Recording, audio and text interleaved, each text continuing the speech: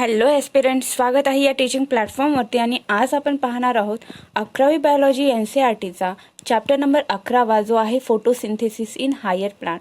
या अगोदर आपण ओव्हरलुक केलं होतं फोटोसिंथेसिस इन हायर प्लांट कशी होते त्याबद्दलची आपण इन्फॉर्मेशन घेतली होती अनादर व्हिडिओमध्ये. तर आज आपण पाहणार आहोत इथे ॲक्च्युअलमध्ये फोटोसिंथेसिस कशी होते. आपल्याला माहिती आहे प्लांट हे ऑटोट्रॉप्स आहेत आणि आपण काय आहोत तर आपण हेटेरोट्रॉप्स आहोत. अन्नासाठी आपण वनस्पतीवर डिपेंड असतो.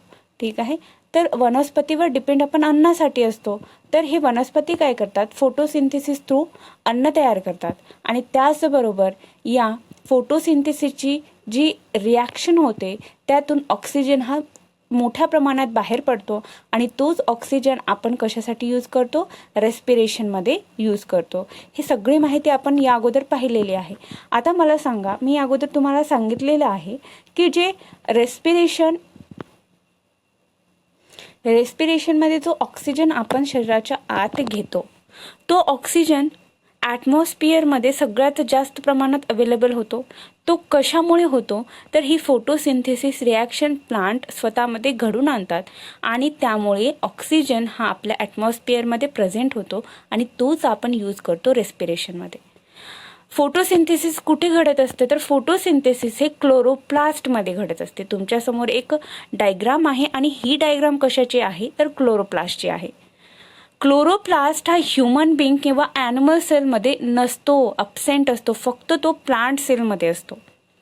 कारण आपल्याला माहिती आहे प्लांट्स हे ऑटोट्रॉप म्हणले जातात. तर का म्हणले जातात, कारण ते स्वतःचं अन्न स्वतः तयार करतात, हे तुम्हाला लक्षात आलं असेल.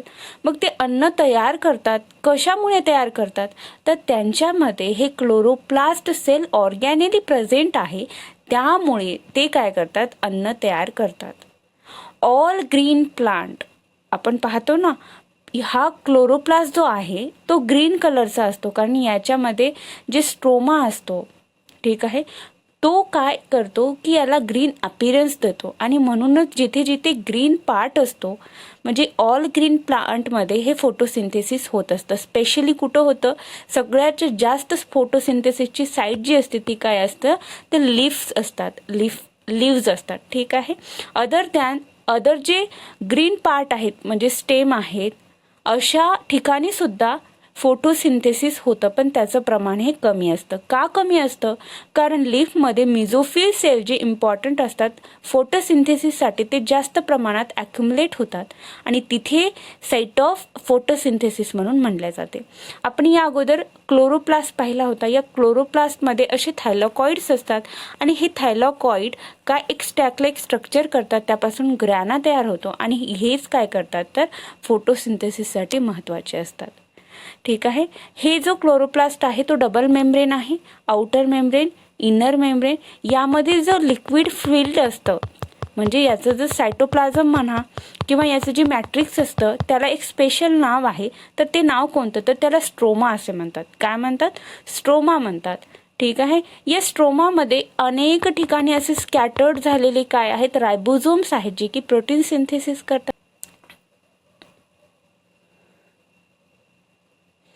तर इथे तुम्हाला दिसत असेल हे काय आहेत तर हे आहेत स्टार्च ग्रॅन्युअल आणि हे जे आहेत छोटे हे आहे लिपिड ड्रॉपलेट. अशा पद्धतीने हा क्लोरोप्लास्ट आहे जो की फक्त प्लांट सेलमध्ये असतो. या क्लोरोप्लास्टमध्ये हे काय फोटोसिंथेसिस घडते. आता फोटोसिंथेसिसमध्ये लाईट रिॲक्शन आणि डार्क रिॲक्शन असे दोन टर्म तुम्हाला ऐकण्यात आले असेल. आता लाईट रिॲक्शन म्हणजे काय, जेव्हा लाईट ही प्रेझेंट असते इन अ डे टाईम म्हणा किंवा जेव्हा डायरेक्टली लाईट ही पडत असते या क्लोरोप्लास्टवरती, तर इथे फोटोकेमिकल रिॲक्शन होते आणि त्या थ्रू इथं फूड प्रिपेअर होतं. ठीक आहे, आणि फूड प्रिपेअर होतं त्याचबरोबर इथे काही प्रोडक्ट फॉर्म होतात. ते आहे ATP आणि NADPH. NADPH आणि ATP इथं फॉर्म होतात. ATP म्हणजे काय, एनर्जी मॉलिक्यूल आहेत ना, एनर्जी मॉलिक्यूल म्हणजे इथे लार्ज प्रमाणात एनर्जी तयार होते. आता मला सांगा डार्क रिॲक्शन म्हणजे काय, ही अंधारात होत असेल का, म्हणजे रात्रीच्या वेळेत होत असेल का तर बिलकुल नाही. जी डार्क रिॲक्शन आहे ती डार्क रिॲक्शन याला नाव का म्हणलं जातं, कारण ही डायरेक्ट यावरती लाईट ही ॲब्झॉर्ब होत नाही, तर जी लाईट रिॲक्शनमध्ये प्रोडक्ट फॉर्म झालेले आहेत, म्हणजेच हे ATP NADPH हे कुठं तयार झालेले आहेत, लाईट रिॲक्शनमध्ये, तर त्यांचा यूज करून इथं कार्बन रिॲक्शन घडते आणि त्या थ्रू इथे फूड प्रिपेअर होतं, म्हणून याला डार्क रिॲक्शन म्हणतात. याला नाव डार्क रिॲक्शन दिलं म्हणजे याचा अर्थ असा नाही काढायचा की हा रात्रीच्या वेळेस होतो किंवा अब्सेन्स ऑफ लाईटमध्ये होतो, असं मुळीच नाही. हे तुम्ही पॉईंट क्लिअर करा. आणि इथे आपला हाच पॉईंट अतिशय महत्त्वाचा आहे, कारण सहसा आपण जेव्हा पाहतो तर आपल्याला वाटतं की हा इथे डार्क रिॲक्शन म्हणजे ही अंधारामध्ये असेल, तर तसं बिलकुल नाही आहे. ठीक आहे.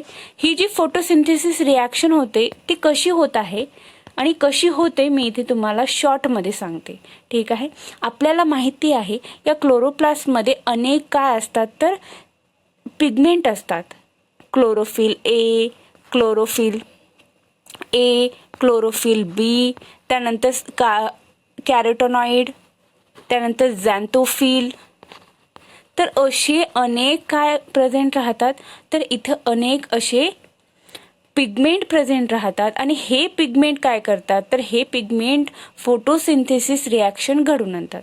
तर ती कशी, हे बघा, हे जे अदर पिगमेंट आहेत, क्लोरोफिल B, क्लोरोफिल B, त्यानंतर झॅन्थोफिल, कॅरोटेनॉइड जे आहेत ते ॲक्सेसरी काय आहेत, पिगमेंट आहेत.